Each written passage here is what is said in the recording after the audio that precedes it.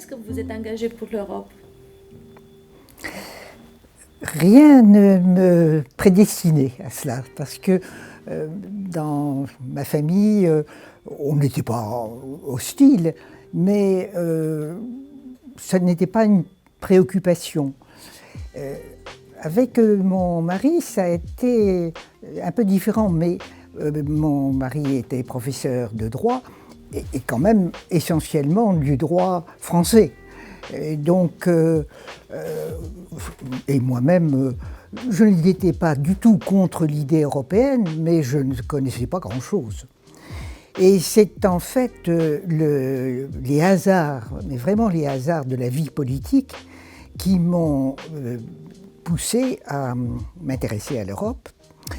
Et quand j'étais au gouvernement, à un moment donné, j'ai été amené à aller à des réunions à Bruxelles, tout simplement parce que le ministre des Affaires étrangères, qui devait s'occuper de l'Europe, était surchargé, et le ministre des Affaires européennes, en l'occurrence Roland Dumas,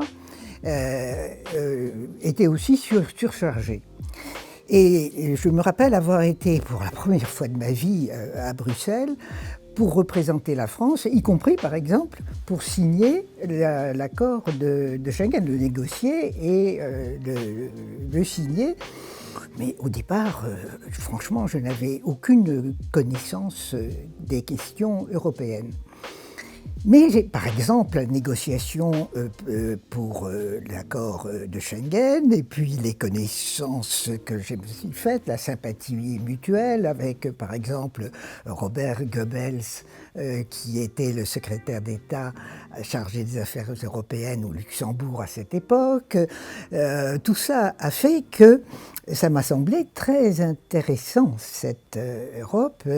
Et quand nous n'avons plus été au gouvernement, c'est-à-dire en 86, j'ai été élu quand même député national. Et à la Commission des Affaires étrangères, j'ai suivi en particulier les questions européennes.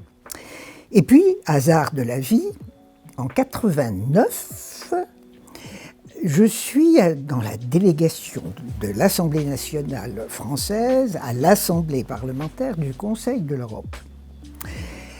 Bon, et puis un jour, le président de notre groupe politique, le groupe socialiste, qui était un Allemand, me fait venir dans son bureau et me dit « Écoute, Catherine, très probablement, nous allons, nous socialistes, avoir le poste de secrétaire général, parce qu'il y a des habitudes de rotation pour que tout le monde à jour ait un secrétaire général, etc.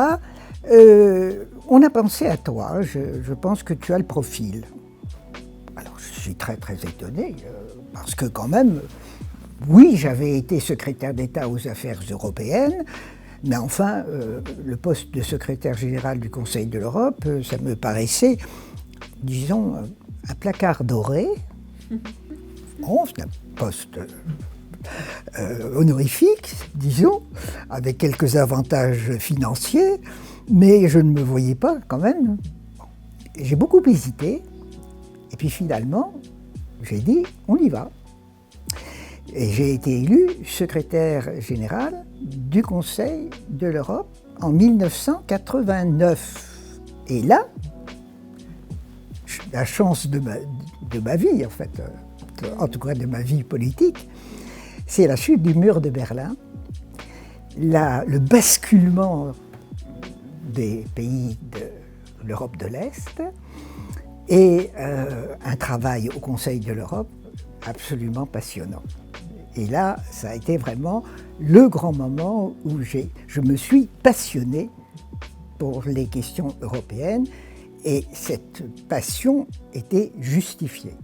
On était en train de vivre comme un événement historique, c'est rare quand même. Ça faisait 50 ans que l'Europe était coupée en deux, que le bloc de l'Est et le bloc de l'Ouest se regardaient en chien de faïence. Et tout ça, il y avait une redistribution des cartes énorme. Et à partir de ce moment-là, alors j'étais complètement engagé et passionné. C'était vraiment quelque chose de difficile, de périlleux parfois, mais oui, passionnant. Vers l'Europe. Et justement, puisque toute votre carrière, vous avez accordé une grande importance aux valeurs européennes, pourquoi les valeurs européennes et quelles sont celles qui sont peut-être les plus importantes pour vous? J'ai découvert d'abord ce que je n'avais pas forcément réalisé auparavant, que la construction européenne, qui a un aspect juridique évident, on élabore des traités, en réalité reposait sur un socle de valeurs. Et le Conseil de l'Europe en particulier m'a fait prendre conscience de l'importance de ce socle. Nous allons essayer ensemble d'être à la hauteur de l'idéal démocratique de ceux qui ont fait naître le Conseil de l'Europe. Jusqu'alors, j'avais abordé l'Europe, comme beaucoup de gens, sous l'angle réalisation d'un grand marché unique, parce que le traité de Rome est un traité économique qui met en place les bases de la libre circulation, mais ça porte sur l'économie essentiellement. Puis on avait eu le charbon et l'acier, problème économique aussi. Et l'image de l'Europe était une image, c'est vrai pour beaucoup de gens, et c'était vrai pour moi, c'est un projet économique. Ensuite, il y a eu la monnaie unique, on est dans le matériel. Avec le Conseil de l'Europe, j'ai découvert l'importance des valeurs philosophiques. En fait. C'est-à-dire que ça repose au départ sur un choix de société fondé sur la démocratie, pluraliste, sur les libertés individuelles. Et par rapport au bloc de l'Est, c'est le contraire de la dictature du prolétariat. C'est le respect de la personne humaine. D'ailleurs, le premier texte de la construction européenne après la guerre, ce n'est pas le traité de Rome. Le premier texte, c'est la Convention européenne des droits de l'homme du Conseil de l'Europe. Et pourquoi est-ce qu'ils ont commencé par ça?